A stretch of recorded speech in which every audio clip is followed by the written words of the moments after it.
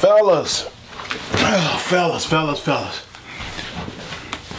everybody's talking about Nikon. Everybody's talking about Nikon. I know you say Nikon here in the US. Doesn't matter to me. Blackmagic has been releasing footage of their new Pocket Cinema Camera. Their Blackmagic Pocket Cinema Camera. That's the camera I wanted when I was on the mad search for cameras. But it wasn't going to be available till September. And all summer's gone on. We haven't seen any footage. We haven't seen any press releases, and I've seen people canceling their orders for these cameras, and you just haven't heard anything from Blackmagic. It's just been silent. Well, about a week ago, they started publishing footage. And one of their first videos was of a nature scene, in some woods and some water, and a lot of contrasty sorts of scenes. A lot of things that we deal with is the difficulty in fishing filmmaking is contrast. Think about this for a second. You see this window is blown out. What that means is you can't see any detail outside. You can't see the trees, right? And I purposely have sort of a low-key lighting here in the room. The only light I have is here, coming in. That window is open, so that's a secondary light. And technically I should have a light on over here as a third light to maybe light this face a little bit better. Check exposure a little bit. I don't know, bouncing light off that wall. So between the light of the window and the light bouncing off the wall, it should provide just enough. You can't see outside this window because the camera doesn't have what's called the dynamic range. So what the heck is dynamic range? It's the ability for the camera to see the blackest black and the whitest white, okay? The GH4, I forget how many stops, it may be 10 stops or something, probably less than that. True cinema cameras, like your big expensive, it probably has something like 15 stops. The Blackmagic Pocket Cinema Camera probably something like 13 stops. Last night, I didn't get any sleep last night. I mean, I managed to get a little bit of sleep before I headed out to men's prayer this morning, but I saw that first video, and I saw the video where they had some models where they were doing some skin tones. And they had high ISO at nighttime, low light, and how beautiful the skin tones were looking on the Blackmagic Pocket Cinema Camera. And I was like, oh my goodness, this is the camera I really wanted.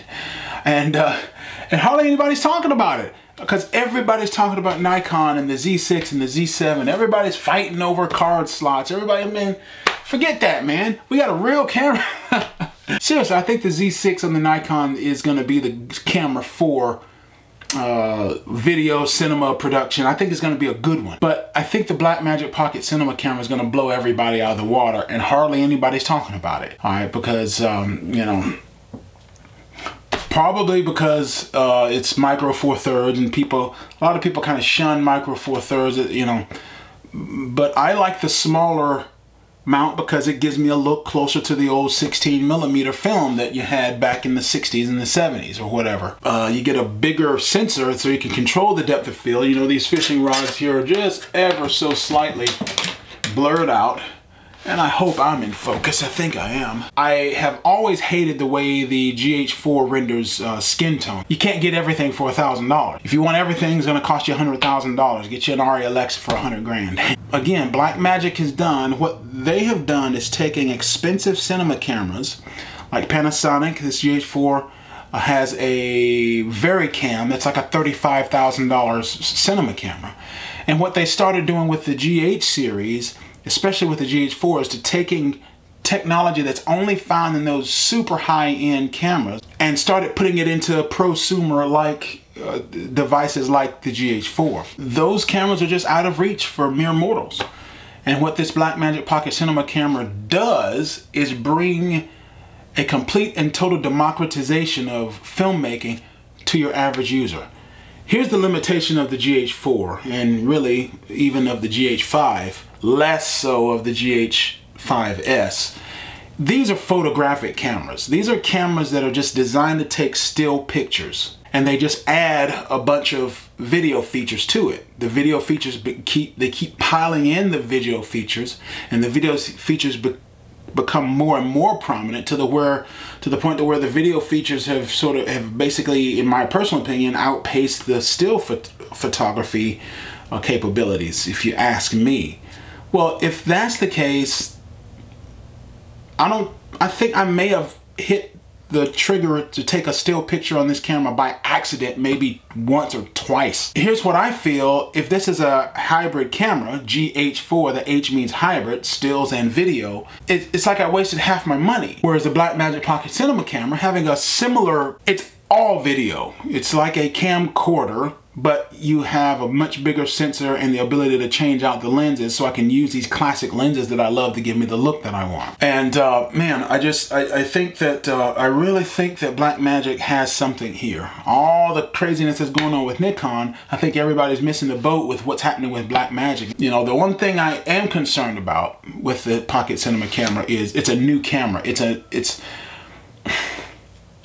You know, I've always heard it said, never buy first generation anything, right? You're just a guinea pig. I could either keep this one, buy a professional external recorder that will give me all the capability like you would get in a cinema camera. And that way I could have that professional recorder, this professional preamp, this really awesome microphone, and I can use it with any camera I want from here on forth into the future. Or I can buy the Blackmagic Pocket Cinema Camera. I'll have that one, have to just deal with some of the teething issues. We don't know what they are. A company like Blackmagic doesn't have to come up with lenses. See, a company like Nikon, they have to develop a new lens mount, a whole new range of lenses, and that is an incredibly expensive and time-consuming thing to do for a company of limited resources, because they've been in some financial trouble over these past couple of years. And then you have like a Micro Four Thirds that, because of the flange distance and the size of it, with the use of adapters, there's essentially no lens. Every lens that's ever been created, I can somehow adapt it to use. Fast, affordable glass. I would encourage you to go watch the Blackmagic Pocket Cinema Camera footage. They've disabled the comments, and I don't know why. I mean, golly, I've been trying to share these things and let me know what you think. What do you think about the skin tones that you see on the Blackmagic Pocket Cinema Camera? What do you think about the nature shots? Because that's essentially what we're talking about, whether you're a hunter or whether you're a fisherman or hiker or whatever. And, you know, dedicated video. I mean, that's what we really need, is dedicated cameras to shoot our fishing videos with. And just these hybrid cameras and these SLR cameras just are not the ultimate deal, and I'm personally ready to move on. Yeah, so let me know what you think. Be careful on Labor Day. Don't eat too much, don't drink too much, stay safe, and if you can, stay away from the river, because all these drunk people are going to be out there. See ya.